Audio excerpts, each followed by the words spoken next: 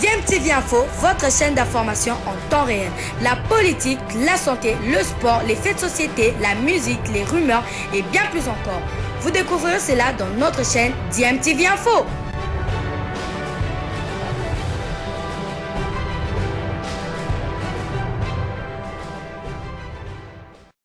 Simte komen, toujours d'ailleurs. Simte komen, toujours d'ailleurs. Simte komen, toujours d'ailleurs. Moyen, d'accord ici. Simte komen, toujours d'ailleurs. Simte komen, toujours d'ailleurs. Simte komen, toujours d'ailleurs. Moyen. Vous êtes sur DMTV, bonjour ou bonsoir, tout dépend de l'heure à laquelle vous nous suivez. Tout plaisir est pour nous de vous retrouver, mais surtout de savoir que vous êtes nombreux en train de suivre votre chaîne YouTube DMTV. DMTV qui vous propose de revenir sur ce match qui a opposé les Léopards de la République démocratique du Congo, match comptant pour une rencontre amicale internationale entre les Aigles du Mali et les Léopards en Tunisie, bien évidemment dans le cadre de leur stage de préparation pour les 2 premières journées des éliminatoires de la Coupe du Monde Qatar 2022. Et pour la deuxième fois, les Léopards ont fait piètre figure. Les Léopards, nouvelle écriture, toujours en mode derrière, ne pouvaient pas espérer vaincre le Mali. Une très belle équipe qui jouait en une touche de balle et qui nous a montré en tout cas de très très belles choses et qui aurait mérité très largement de remporter ce match. N'eût été la maladresse ou aussi un peu de coup de chance grâce à un très bon portier de Léopards, surtout en seconde période, Joël Kiasumboa. D'ailleurs, si je savais, je pense que je n'aurais certainement pas regardé ce match, comme le disent nos amis haïtiens, Sim connaît toujours Day, comme pour dire, si je savais, vient toujours après, malheureusement. Excusez-moi d'en rire un tout petit peu, mais c'est vrai que nous étions en mode préparation pour les éliminatoires de la Coupe du Monde. C'est vrai qu'on ne va pas trop être trop dur avec ce nouveau staff technique, mais quand même depuis 2018 les Léopards nous ont habitués avec un très mauvais visage. Alors continuer à les voir ainsi, ça fait très très mal à beaucoup de Congolais. C'était très exécrable de le voir jouer en première période. Est-ce que c'est peut-être à cause de cette phase de transition qu'ils sont appelés à vivre avec ce changement de staff technique? Hector Raoul Cooper qui vient avec une autre philosophie de jeu, qui vient avec une autre vision. Le temps que le joueur puisse s'imprégner de cela, c'est peut-être dur dans l'application sur terrain, c'est peut-être ça.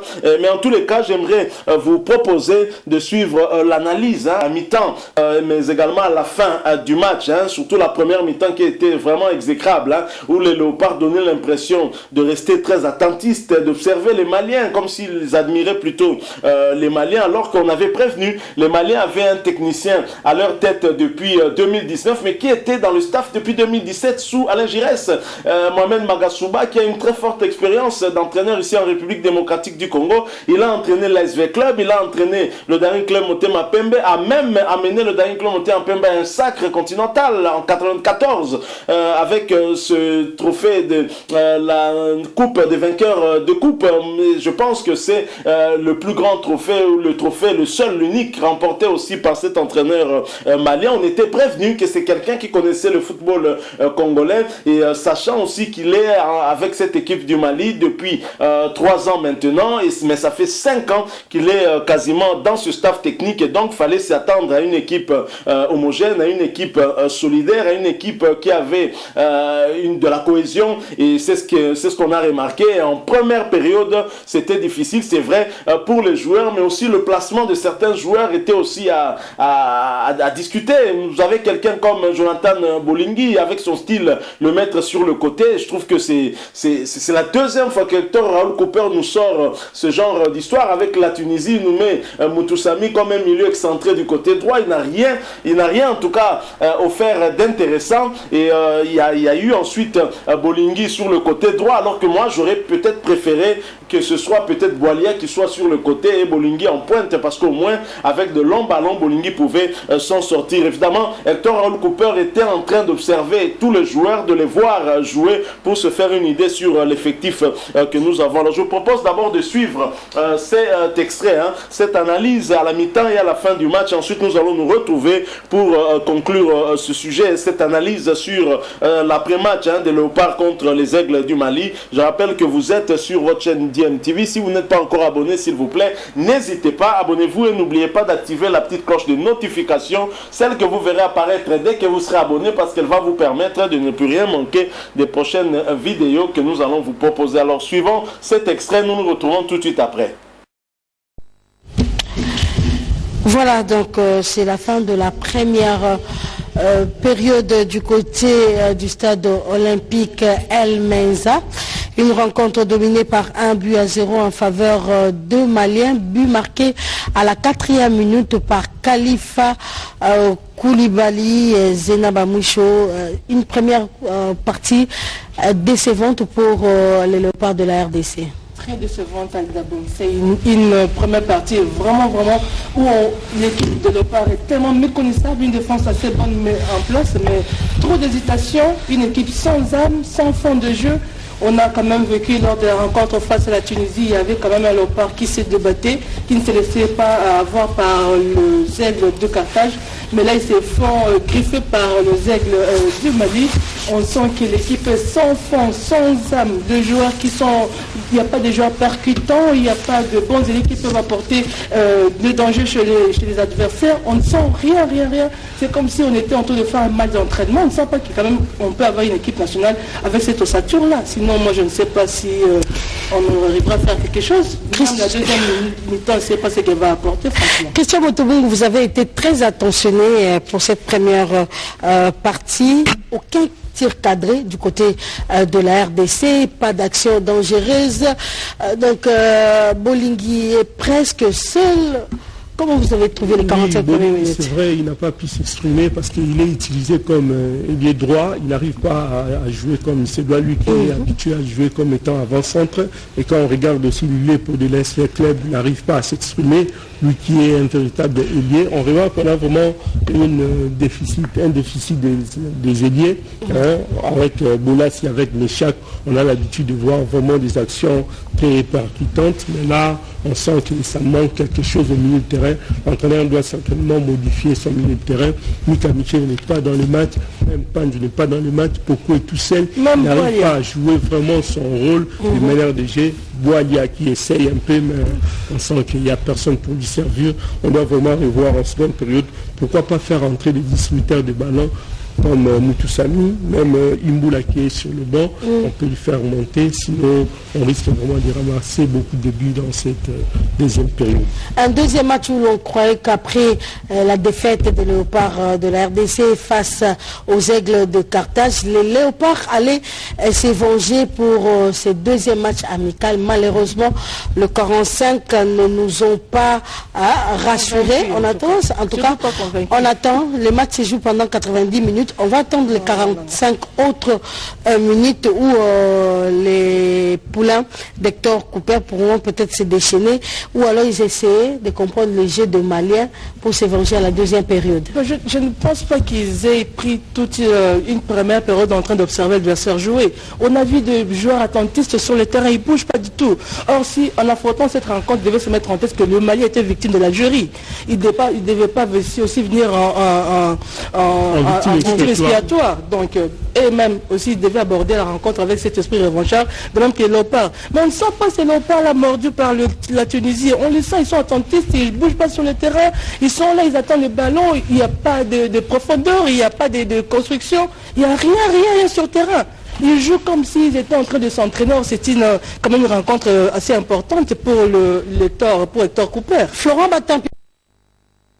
Voilà, Christian. Hector a eu le temps. Ce premier match, il ne connaissait pas le joueur. Il valait la peine. Ce match valait la peine plutôt pour Hector de pouvoir dénicher les failles rencontrées du côté du team RDC. Mais aujourd'hui, en tout cas, les Léopards sont méconnaissables. sont méconnaissables, vous l'aviez dit. J'espère qu'après ces stages, l'entraîneur va certainement éliminer plusieurs joueurs qui ne méritent pas l'équipe nationale. Il ne faudrait pas cacher les mots. Il faut vraiment les dire. On a remarqué des joueurs qui sont en dessus de la moyenne. Il faudrait maintenant corriger en faisant appel à certains joueurs de grande valeur. C'est vrai, l'absence de Gaël Kakuta s'est fait remarquer. Qui s'est blessé, il est rentré en France. Mais on a aussi d'autres joueurs qui peuvent combler ce vide, à l'image de Kebano, qui n'est pas de la partie, n'est pas du stage. On a beaucoup plus besoin des ailiers et des meneurs de jeu, parce que le match de football se joue en attaque. Il ne faudrait pas laisser rester attentiste. Et vous risquez d'encaisser beaucoup de buts. Il faut attaquer, il faut monter vraiment. On a besoin de marcher des buts, sinon on ne peut pas gagner un match de football. On dit toujours que la meilleure défense, c'est l'attaque. Donc un match qui va permettre à Hector d'évaluer la prestation de ses poulains déjà pour les éliminatoires de la Coupe du Monde Qatar 2022. Déjà au mois de septembre, la RDC va jouer contre la Tanzanie. Donc avec cette prestation, je crois que ça ne sera pas bon pour la République démocratique du Congo, même si Hector disait que les résultats importaient peu pour la République démocratique du Congo. Mais ce soir, je crois qu'il faudrait se venger. Il ne faudrait pas revenir au pays, rentrer au pays avec deux défaites.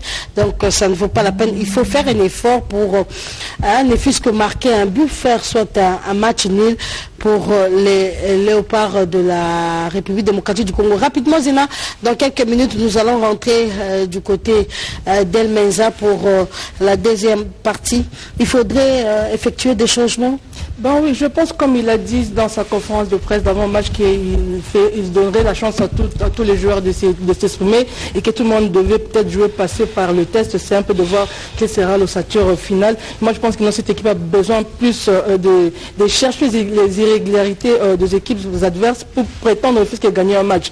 À cette allure-là où les léopards sont positionnés, je ne vois pas comment est-ce qu'on pourra affronter la Tanzanie prochainement, parce qu'après la Tanzanie, il y aura le Bénin qui nous attendra.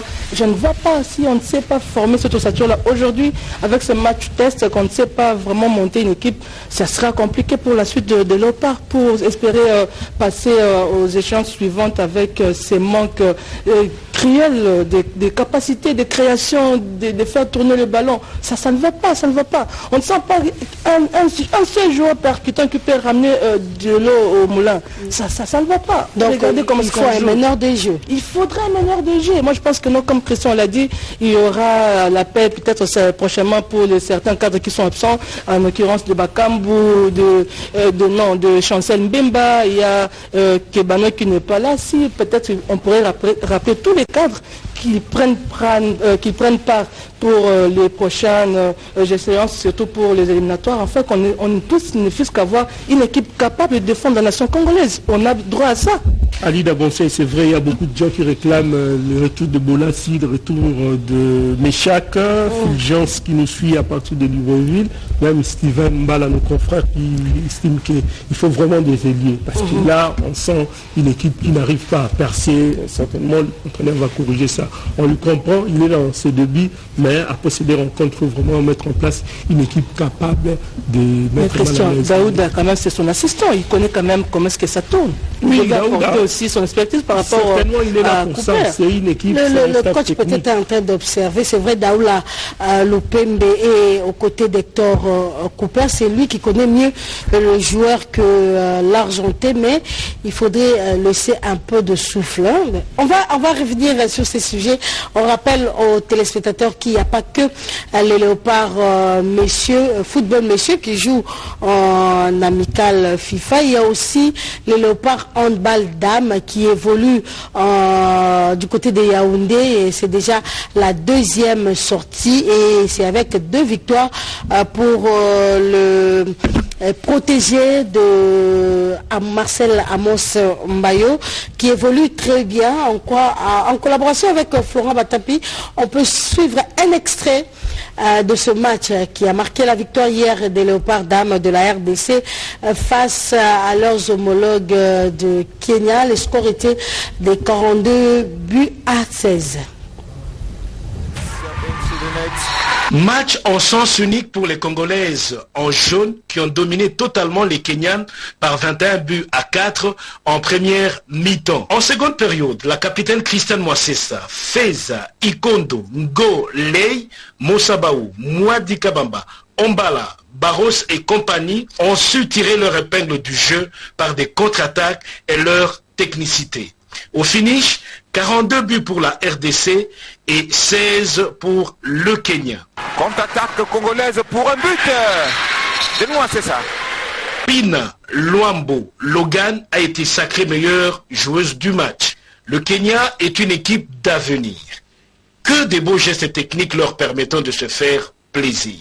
Il est bon de noter que le sélectionneur principal, Célestin Poix, a été testé positif et c'est son adjoint, Francis Touzolana, qui a dirigé la partie. Et dernière journée du groupe prévue le samedi 12 juin.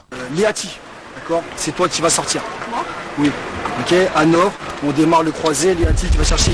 Bien, nous signalons que avec ces 2 victoires, les Léopards dames sont déjà qualifiés pour le prochain tour. Elles jouent la 24e édition de la Coupe d'Afrique de Nations qualificative pour le mondial. Christian Motomungu, dans quelques minutes, ce sera la deuxième partie de cette rencontre qui oppose les Léopards aux Aigles du Mali, 1-0 en faveur de Maliens. Je crois que les joueurs n'ont pas bien assimilé le schéma tactique inculqué par les sélectionneurs Hector Cooper.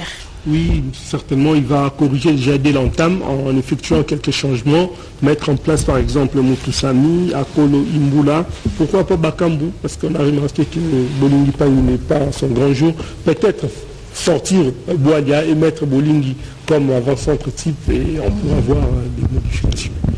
Zéna? Bon, moi je pense que non, la proposition de Christian, il va dans le sens propre par rapport à ce qu'on vit sur le terrain. Je pense qu'on essaie un peu d'apporter des changements dans différents postes. Ça pourrait aussi apporter en plus dans la seconde partie.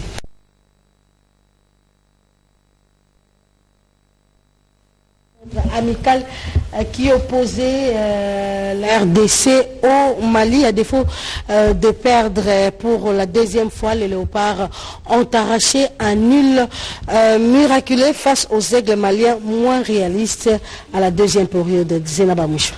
Bon, je dirais peut-être les Maliens, ils sont restés dans le match jusqu'à la fin.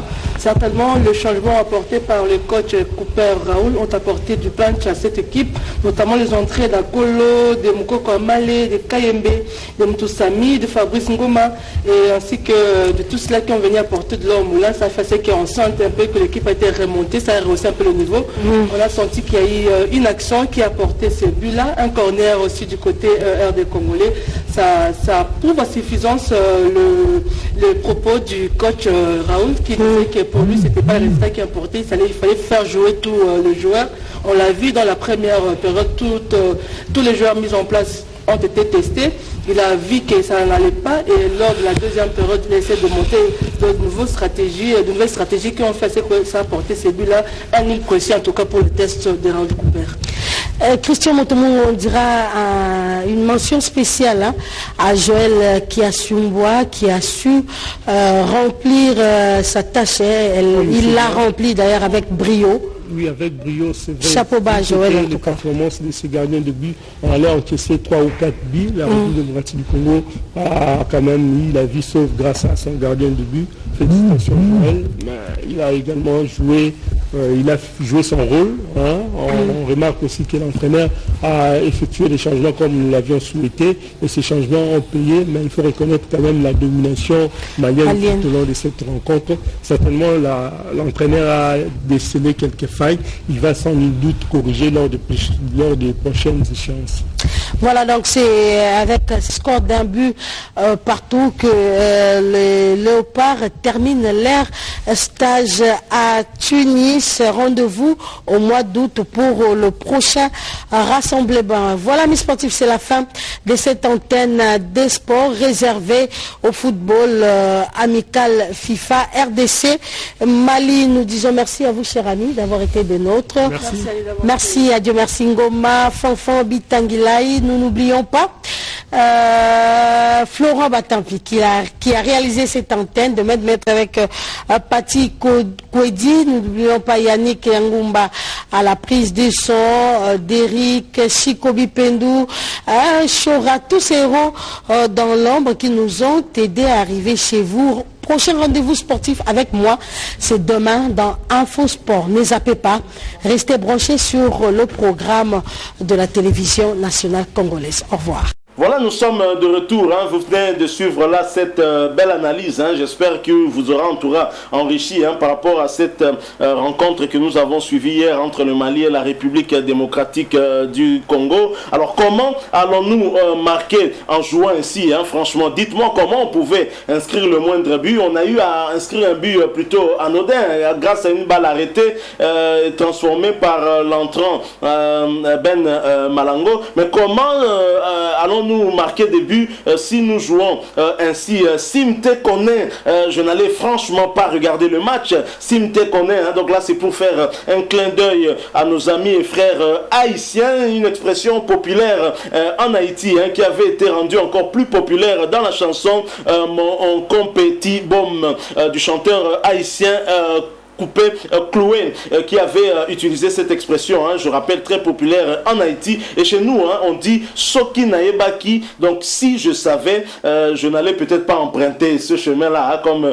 on a toujours aimé dire. Donc, si je savais, je n'allais pas suivre le match des Léopards de la République démocratique du Congo. Et même le musicien très populaire, Madilou System, avait aussi écrit une chanson pareille. Il avait chanté également aussi Si je savais ça. Donc, vous rappelez certainement. Alors nous avons vu des joueurs, je prends le cas de Samuel Mutusami qui avait été utilisé lors du premier match. Et bien évidemment, c'est vrai que Hector Raoul Cooper essaye un peu de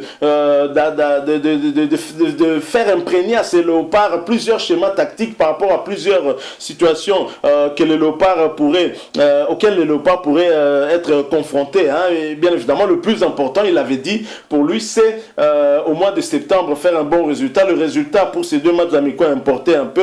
Pour lui, il était curieux de voir comment les joueurs allaient lui montrer qu'ils ont assimilé effectivement les schémas qu'il leur a proposés. Et quand je vois quelqu'un comme Mutusami, au premier match contre la Tunisie, je n'étais pas d'accord qu'on puisse le mettre sur le côté droit, qui exige en tout cas beaucoup de travail et beaucoup de physique. Et pour un joueur qui manque de rythme, qui n'a que très peu joué avec le club où il était en prêt du côté de la Hollande, Fortuna Sittard, et d'ailleurs il retourne à Nantes. Je pense qu'il doit même être dans un cas où il doit être à la recherche d'un club. Il n'a pas trop joué en Hollande et donc il n'a pas trop de rythme. Et un joueur de ce profil, vous le mettez sur le côté, mais cette fois on l'a mis un peu au milieu, jouer le rôle un tout petit peu de Gaël Kakuta, mais il n'a pas su le faire. On a senti qu'il était il n'était pas adroit, en tout cas. Même des simples contrôles de ballon, Mutusami avait du mal, et même faire des bonnes passes, alors que c'est lui qui devait alimenter notamment Walter Boilia, mais il ne l'a pas fait. Samuel Mutusami était vraiment l'ombre de lui-même. Maintenant je comprends mieux pourquoi au niveau de la Hollande, dans le club de Fortuna Sittard, il n'avait pas trop souvent été titularisé. C'est bien d'avoir des joueurs qui sont volontaristes, qui sont très volontaires et promptes à venir répondre à l'appel de la nation, mais encore faut-il que ce soit des joueurs aussi qui soient au niveau et qui savent se mettre aussi au niveau, parce que l'ambition d'aller en Coupe du Monde, ce n'est pas avec des joueurs d'un si peu niveau qu'on peut aller en Coupe du Monde. Alors Moukoko Amale, c'est pas mal, mais son football est quand même mieux adapté au football africain. Je comprends, c'est encore un problème de fondamentaux, le problème qu'on reproche toujours à nos joueurs locaux. Je crois qu'il y a un travail de fond qui doit être fait au niveau même de la Fédération congolaise de football, l'association, investir sur le football d'âge. Si le président de la FIFA était venu ici pour justement relancer le football en milieu scolaire, je pense que c'est dans cet objectif-là aussi. Aujourd'hui, nous connaissons des cas Silas Wamangituka parce qu'au départ, il y a un problème d'instruction aussi qui suit. Je pense qu'on doit investir dans le football l'école d'âge et apprendre les fondamentaux aux enfants à bas âge. En ce moment-là, il y aura un peu moins de problèmes parce que à la Coupe du Monde, vous n'allez pas avec du tâtonnement pareil. Alors, quelles finalement leçons tirées de ces 2 matchs amicaux ou de ce stage? Je pense que maintenant, nous savons que pour espérer obtenir des victoires, hein, surtout à l'extérieur, il faut des joueurs d'un tout autre niveau, mais aussi une autre façon de jouer. Il est très clair qu'un système de jeu ne s'adapte pas à n'importe quel joueur. Je pense que l'entraîneur qui a une philosophie de jeu, qui a un système qu'il veut asseoir, c'est à lui de sélectionner des joueurs capables justement de répondre par rapport à son système de jeu. Vous n'allez pas commencer à adapter des joueurs comme ça en espérant qu'ils puissent se donner le meilleur d'eux-mêmes, même si leur profil ne correspond pas à votre schéma tactique. Donc je crois que tout ça, c'est un travail de fond qui doit maintenant être fait au niveau de la sélection nationale, au niveau d'Hector Raoul Cooper. Bon, on peut comprendre que pour le moment, Hector Raoul Cooper ne connaît pas les joueurs et donc il a essayé de faire pendant ce stage pour mieux connaître les joueurs qu'il a. D'ailleurs, déjà, les joueurs qui sont sélectionnés, ce n'est pas de son chef. On a quasiment sélectionné le lot du groupe qui avait été sélectionné dernièrement lors de la fin des éliminatoires de la CAN Cameroun 2021 pour lui permettre de voir cet effectif et sur base de cet effectif maintenant voir comment élargir. Je pense que si nous voulons espérer vraiment gagner ou atteindre cet objectif fixé à Hector Cooper, celui de nous qualifier pour la Coupe du Monde des clubs, je crois qu'il faudrait très clairement s'investir dans les binationaux que nous devons chercher absolument à convaincre, notamment Bissaka et Akunku. Nous devons absolument chercher à apporter un bon projet à ces jeunes-là, essayer de les convaincre tant que l'Angleterre, la France, la Suisse ne les convoquent pas, on peut toujours les récupérer. Je pense que nous devons en tout cas nous investir là-dessus, sinon nous sommes mal barrés. Donc voilà la petite analyse que nous avons voulu partager avec vous. Si vous avez un point de vue à partager avec nous, n'hésitez pas de nous le laisser à travers les commentaires. Merci de nous laisser un maximum de j'aime si vous avez apprécié cette petite analyse et abonnez-vous à cette chaîne DMTV. N'oubliez pas d'activer la petite cloche de notification juste en cliquant sur celle que vous verrez apparaître. Elle vous permettra de ne plus rien manquer des prochaines vidéos que nous allons vous proposer. Encore une fois, merci à vous. Nous espérons vous retrouver très bientôt avec un autre sujet d'actualité. En attendant, portez-vous bien et DMTV vous dit au revoir.